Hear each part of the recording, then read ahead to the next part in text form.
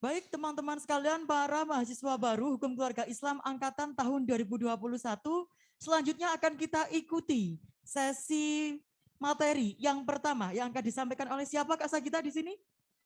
Langsung dari Ibu Kaprodi Hukum Keluarga Islam. Salah satunya dari Ibu Kaprodi dan didampingi oleh ibu-ibu dan juga bapak-bapak yang ada di depan kita semua ini teman-teman semua. Jadi materi pertama ini mengenai apa Kak Sagita? Pengenalan akademik Hukum Keluarga Islam. Jadi supaya kita lebih mengenal lebih dalam lagi.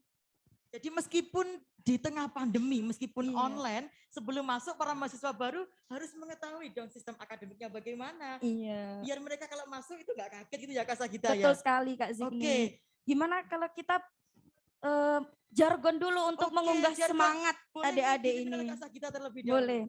Gimana ini jargonnya? Teman-teman sekalian bisa dinyalakan mikrofonnya. Kita jargon bareng-bareng.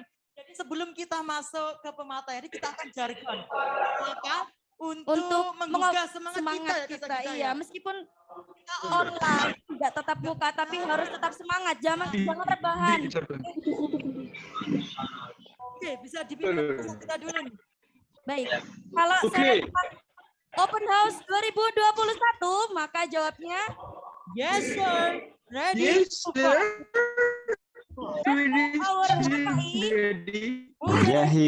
Mujahid.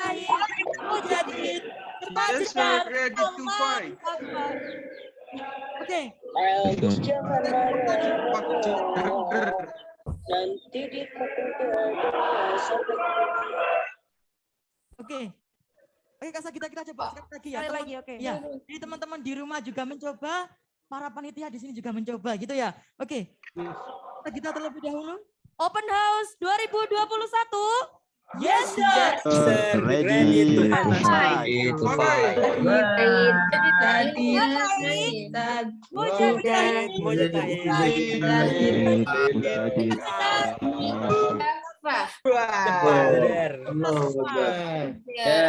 Allahu Akbar. Baiklah, terima kasih. Para mahasiswa baru Hukum Keluarga Islam tahun 2021. Langsung saja kita ikuti sesi yang pertama mengenai pengenalan akademik dan kepada moderator disilahkan. Bismillahirrahmanirrahim.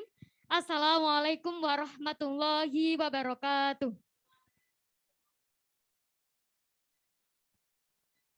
Selamat pagi dan salam sejahtera untuk kita semua. Adik-adik yang di rumah, apa kabar? Alhamdulillah baik ya.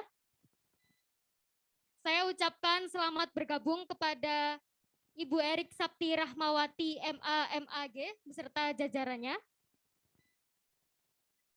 Senang sekali perkenalkan, nama saya Askar Ambarkinasih yang akan memandu sesi acara pada materi pengenalan akademik di pagi hari ini.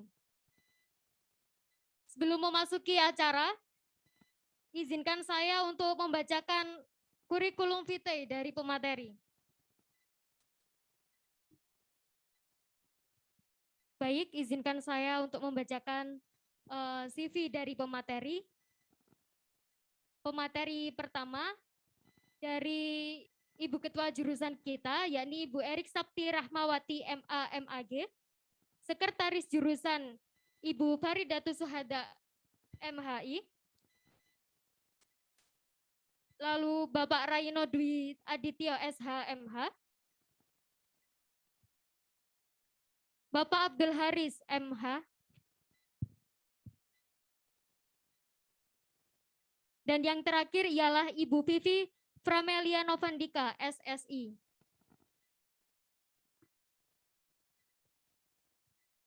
Baik, langsung saja acara selanjutnya ialah materi pengenalan akademik yang akan disampaikan oleh Ibu Erik Sapti Rahmawati beserta jajarannya.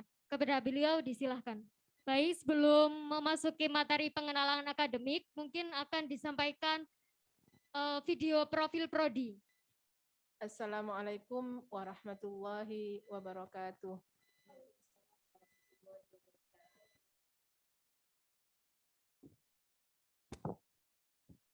Alhamdulillah, hamdan wa syukranillah, wa la hawla wa la quwata illa billah. Wassalatu wassalamu ala nabiyil Mustafa Sayyidina Muhammadin sallallahu alaihi wasallam wa ala alihi ashabihi mawalah. Amma ba'du. Alhamdulillah, puji syukur kehadirat Allah Subhanahu wa taala. Kita pada hari ini kita diberikan kesempatan dan kesehatan untuk mengikuti kegiatan Open House Mahasiswa Baru Angkatan 2021-2022 Program Studi Hukum Keluarga Islam Fakultas Syariah UIN Maulana Malik Ibrahim Malang. Salawat dan salam semoga tetap tercurah limpahkan kepada junjungan kita Nabi besar Muhammad sallallahu alaihi wasallam yang senantiasa kita harapkan syafaatnya. Anak-anakku yang berbahagia, ini yang kedua kalinya ya kita bertemu, yang ketiga kalinya bahkan. Yang pertama kita sudah bertemu di PBAK Fakultas, dan yang kedua tadi pembukaan, ini sekarang adalah pengenalan akademik program studi hukum keluarga Islam. Jadi langsung saja Ibu pada inti materi ya. Oke, sebelum kita mulai inti materinya, Ibu ingin dengar yel-yelnya apa? Yel-yelnya? Open House 2021 nanti dijawab oleh para maba, yes sir, ready to fight. Fight. Ya, kemudian respect our HKI, mujahid, mujtahid, mujadid, cepat jedar, Allahu Akbar. Jadi cepat jedar itu yang lagi trending Bu gitu loh. Ya. Ayo dipandu aja, kalian dipandu. Oke. Open House 2021.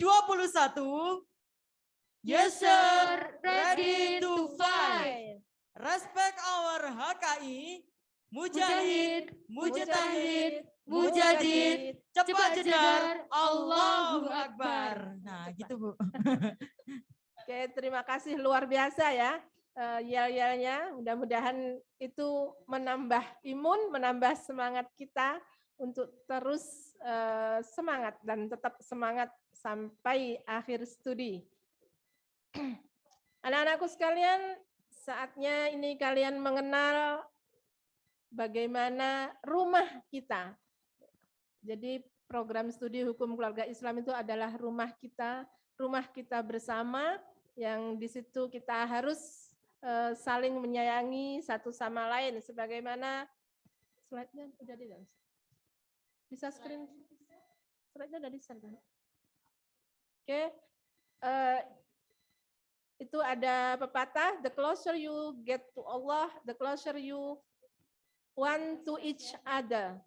Jadi bahwa kedekatan kita kepada Allah, semakin dekat kita kepada Allah, berarti kita harus semakin saling menyayangi satu sama lain. Itulah keluarga kita. Jadi kedekatan kita pada Allah akan berimplikasi terhadap kasih sayang sesama kita, untuk saling support, untuk saling mengingatkan, dan untuk bersama meraih sukses di masa depan. Ibu akan menyampaikan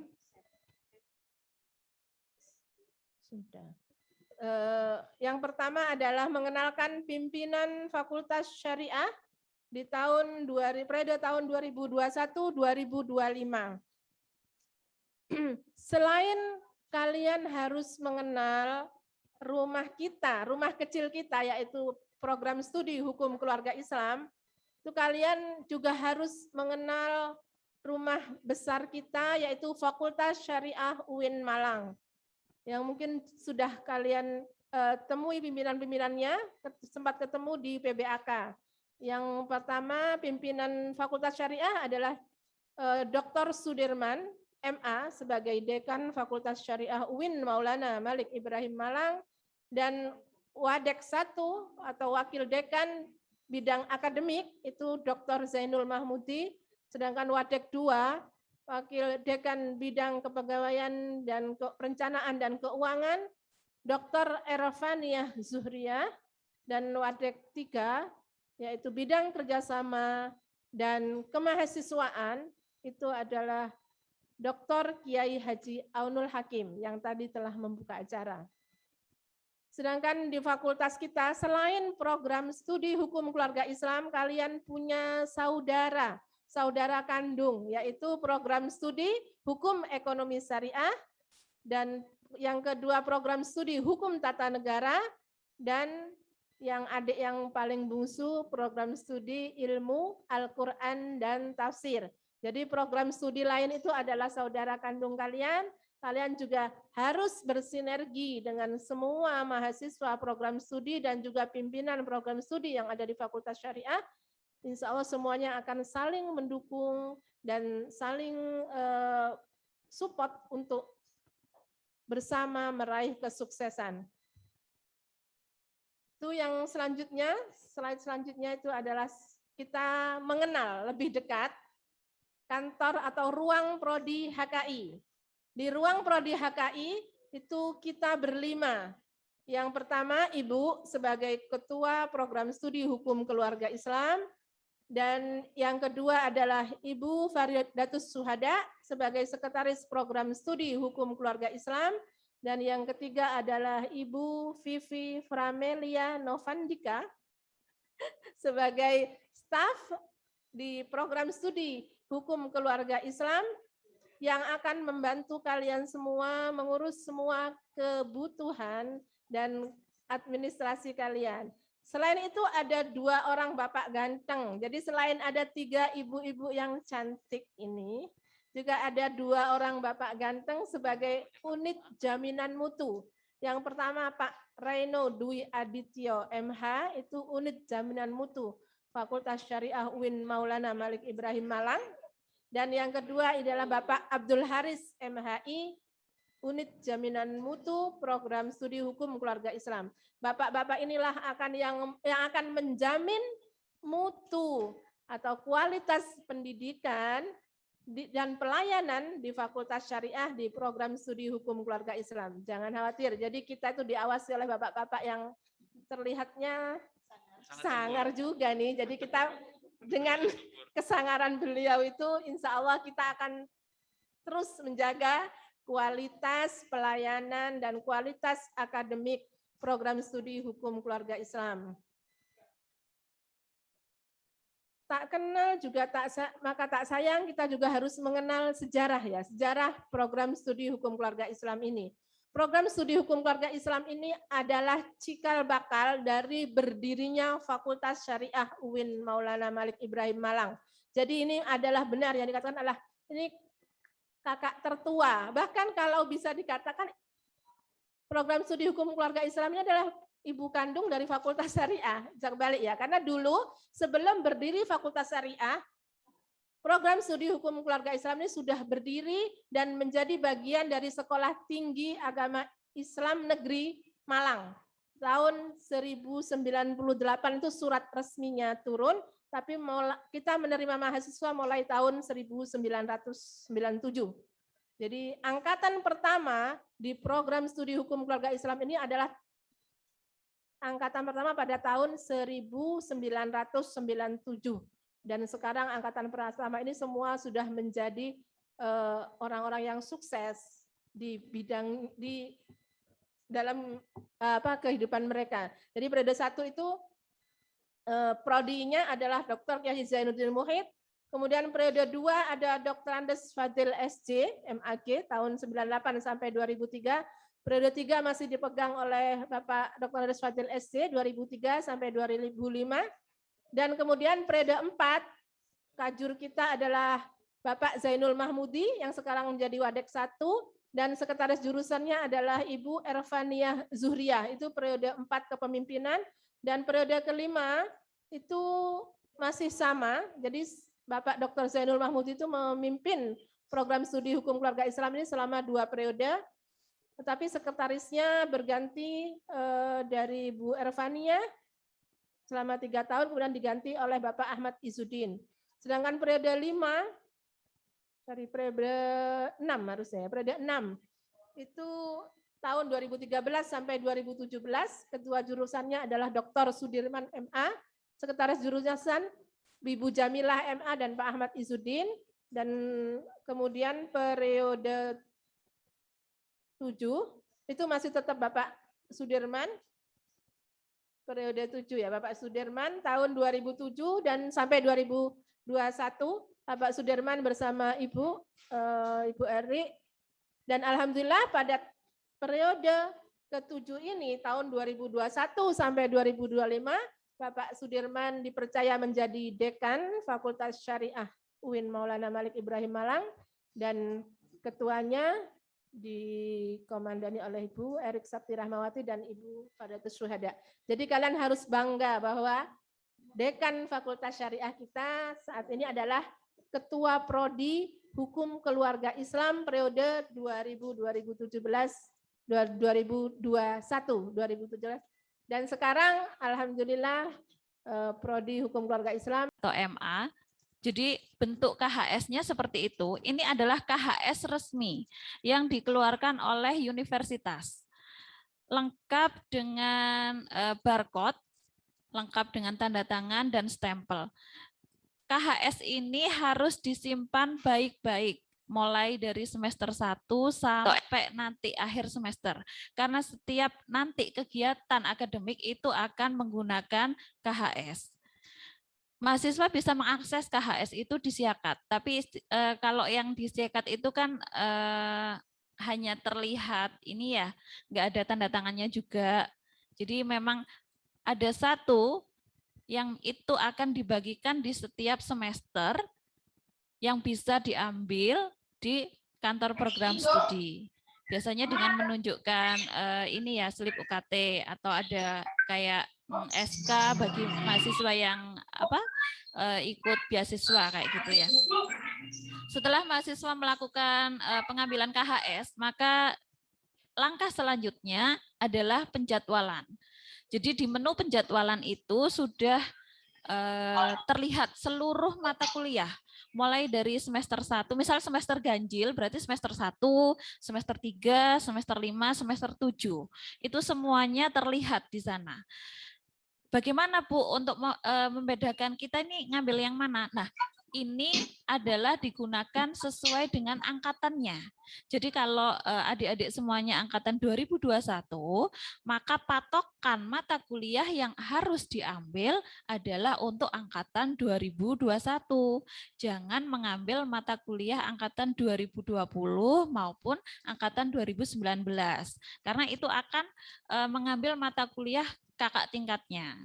Jadi semuanya itu sudah ada. Nah, kebetulan untuk mahasiswa semester 1 itu memang masih kita paketkan. Jadi kita yang memaketkan mahasiswa, mengambil mata kuliah apa, dan kami juga membagi kelasnya.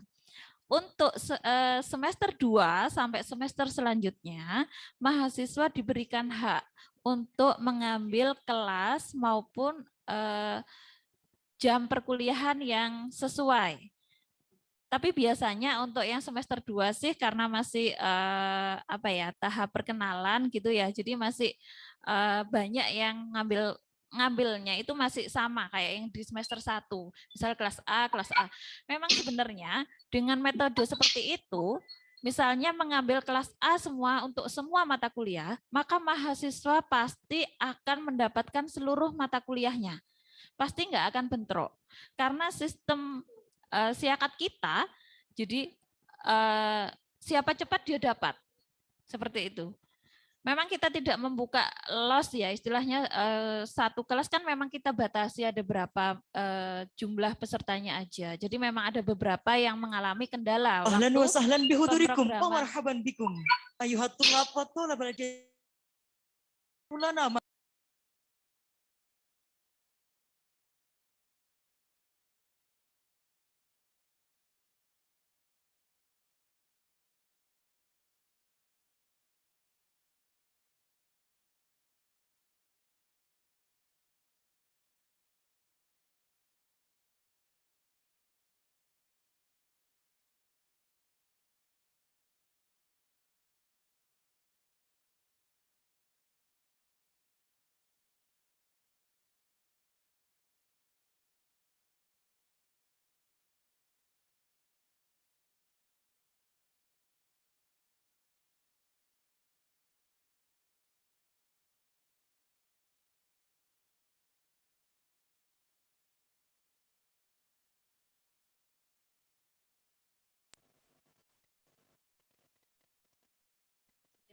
Oke, terima kasih. Ya, itu tadi ada sekilas info sponsor lah ibaratnya ya. Oke, langsung kita lanjutkan ya, waktu KRS-an. Jadi di KRS-an nanti silahkan mengambil sesuai angkatannya. Kalau bisa memang kelasnya kalau A ya A semua, karena itu menghindari terjadinya kekurangan kuota ataupun mata kuliah yang bentrok. Nanti setelah di-input, kalian bisa mengecek kembali nih, sebelum dikonsultasikan, mengecek kembali, mata kuliah saya udah benar nggak nih yang saya ambil, angkatannya udah benar nggak, atau jangan-jangan ada salah satu mata kuliah yang ternyata saya ambil kakak tingkatnya nih, atau ternyata saya salah ngambil punya adik tingkat nih, nah itu bisa dicek di KRS-nya. Nah, setelah KRS-an itu, mahasiswa bisa melakukan konsultasi ke dosen wali. Tujuannya apa sih? Tujuannya itu ya untuk memastikan bahwa mata kuliah yang kalian ambil itu sudah semua yang dipasarkan. Jadi SKS-nya itu sudah maksimal.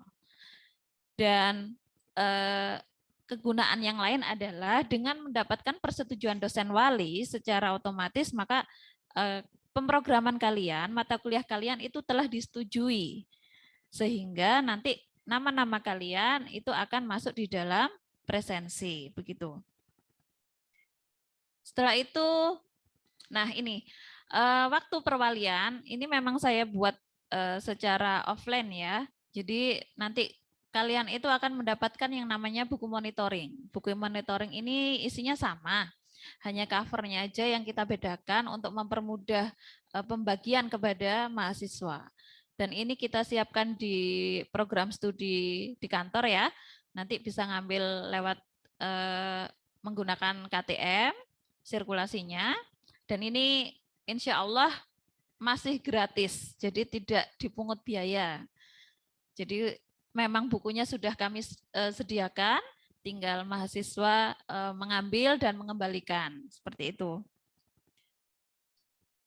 Untuk tampilan buku monitoringnya, ini buku monitoring ini memang dipakai ya, dipakai mulai dari awal kalian jadi mahasiswa sampai nanti ujian skripsi. Jadi di dalamnya itu macam-macam, mulai dari konsultasinya dengan dosen wali, terus kemudian ada kehadiran atau keikutsertaan dalam seminar proposal, terus kemudian ada berita acaranya juga, ada tentang bimbingan skripsi, semuanya di situ sudah lengkap sampai nanti kalian menyelesaikan studi.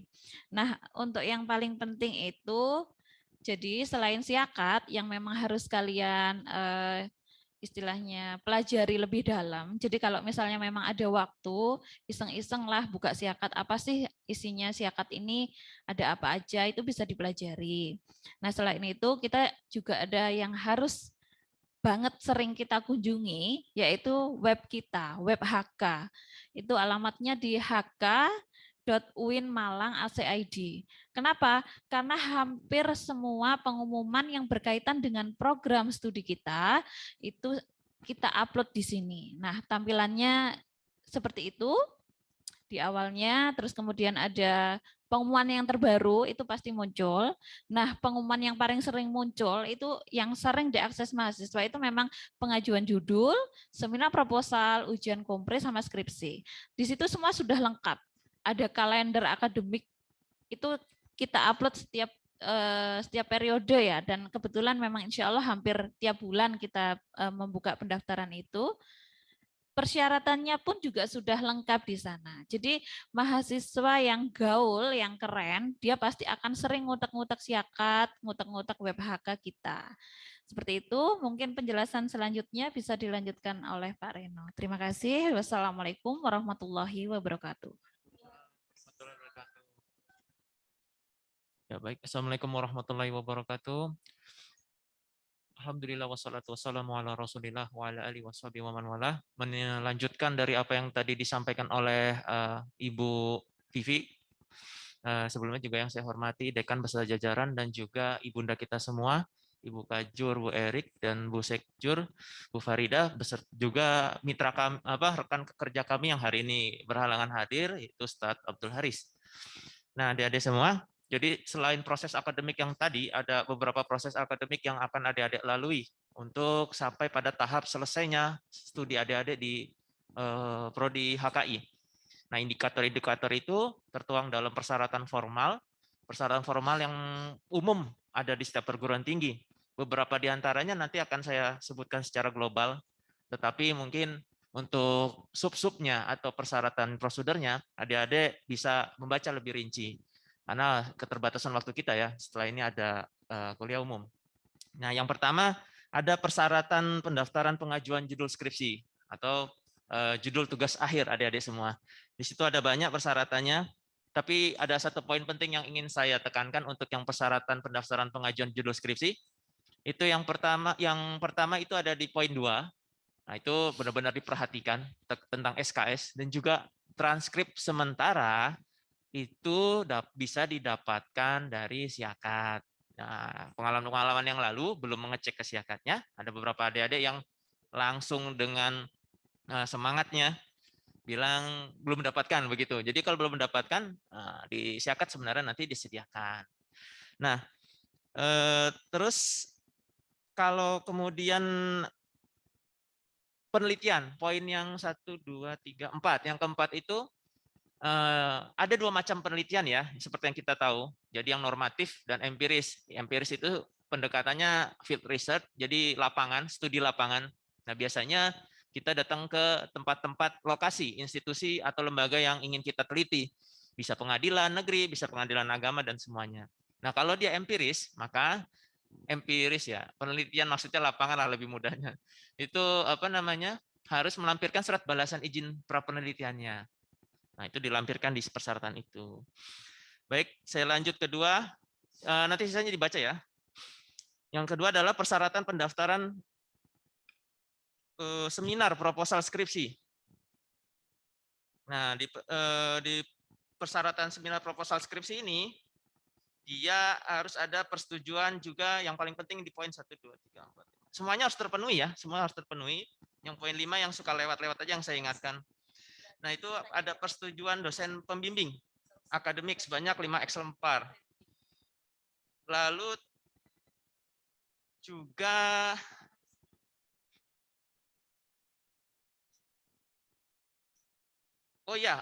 ini nih yang paling penting juga di poin 3 tentang persyaratan pendaftaran seminar proposal skripsi itu yang sering terlewat, bukti keikutsertaan seminar skripsi atau ujian skripsi minimal 10 kali. Itu adik-adik nanti dapatkan di dalam lembaran buku monitoring yang tadi disebutkan Bu Vivi. Nah, yang perlu kita ketahui buku monitoring kita punya warna yang khas ya. Jadi setiap prodi memiliki perbedaan. Saya lanjut ke kompre. Jadi ada persyaratan pendaftaran ujian komprehensif. Nah, apa sih itu ujian komprehensif ini? Sebelum adik-adik melalui proses ujian skripsi, adik-adik akan melalui yang namanya ujian komprehensif. Suatu ujian di mana adik-adik akan diuji secara materi apa yang didapat dari bangku mulai semester pertama sampai semester atas terakhir. Makanya saya seringkali kalau di kelas saya akan pesankan, usahakan jangan ada yang ngulang karena waktunya nanti terbuang-buang. Jadi kan kalau lulusnya tepat waktu, bisa mengefisiensikan waktu untuk pengembangan diri setelahnya itu. Nah, karena lapangannya lulusan HK ini luas, apalagi setelah adanya aturan Kemenak tentang gelar akademik yang menjadi SH, maka lapangan pekerjaannya menjadi sangat luas. Kalau adik-adik lama berkutat hanya di perguruan tingginya, lalu mungkin karena betah menabung di perguruan tingginya ya nanti waktunya akan keburu habis gitu. Itu harus dimanfaatkan karena selain tadi tujuan utamanya adalah sebagai hakim di lembaga peradilan, terutama peradilan agama, tapi ada peluang-peluang lain seperti menjadi advokat. Nah, segala macam itu masih ada proses setelah adanya ini menempuh kelulusan. Nah, itu kompre. Jadi saran saya sekali lagi usahakan untuk tidak mengulang. Lanjut lagi, kita ada persyaratan pendaftaran ujian skripsi. Nah, ini juga sama, harus diperhatikan. Yang paling penting, yang suka ketinggalan adalah di persyaratan ujian skripsi ini legalisir dari ijazah SMA, aliyah, atau yang setara dengannya. Itu tidak boleh yang bentuknya scanning. Jadi apa artinya cap basah ya, Bu? Cap basah. legalisirnya basah. Karena itu menjadi pertanggungjawaban akademik untuk ke pusat. Nah, juga sebagai legalitas adik-adik bahwa oh ternyata lembaganya benar ada dan tidak fiktif. Ya, seperti itu. Nah, yang lanjut itu ada lagi namanya SKBT. Surat Keterangan Bebas Tanggungan. Hemat saya, SKBT ini yang perlu ditekankan hal baru adalah poin 3. Jadi ada bebas tanggungan perpustakaan fakultas dan jurnal. Kalau perpustakaan nanti adik-adik urusannya ke perpustakaan, apa yang mungkin pernah bukunya nggak dikembaliin gitu kan. Kadang-kadang kalau masalah buku itu kan juga seru ya, jadi bukunya suka nggak pulang sendiri ke rumahnya. Jadi itu nanti diingat-ingat. Lalu jurnal. Jurnal itu nanti terkait dengan setelah tugas akhir itu, tugas akhir adik-adik akan didesain untuk masuk jurnal mahasiswa. Itu harus ada LOA-nya atau letter of agreement-nya. Letter of agreement. Nah, itu nanti di screenshot, disimpan, jangan hilang. Nah, itu bisa menjadi yang dimaksud jadi bebas tanggungan jurnal. Kembali saya sekedar mengingatkan, seperti yang tadi Bu Vivi sampaikan, bahwa hal-hal tadi bisa sering dilihat di website HKI.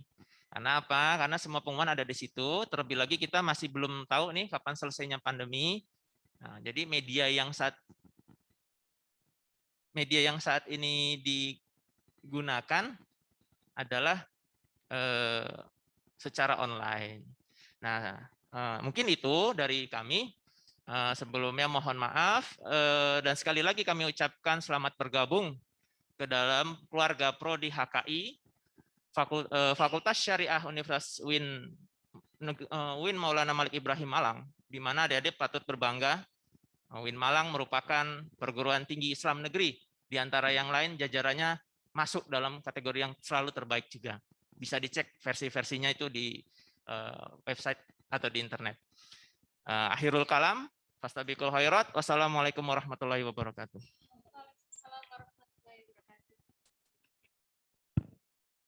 Alhamdulillahirabbil alamin. Terima kasih kepada Ibu Erik Sapti Rahmawati beserta jajarannya yang telah menjadi pemateri pada pagi hari ini.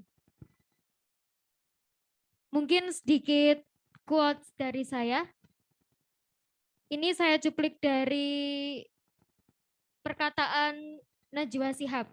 Hanya pendidikan yang bisa menyelamatkan masa depan. Tanpa pendidikan, Indonesia tak mungkin bertahan. Mungkin sekian dari saya. Wabillahi taufiq wal hidayah, waridha wal inayah. Wassalamualaikum warahmatullahi wabarakatuh.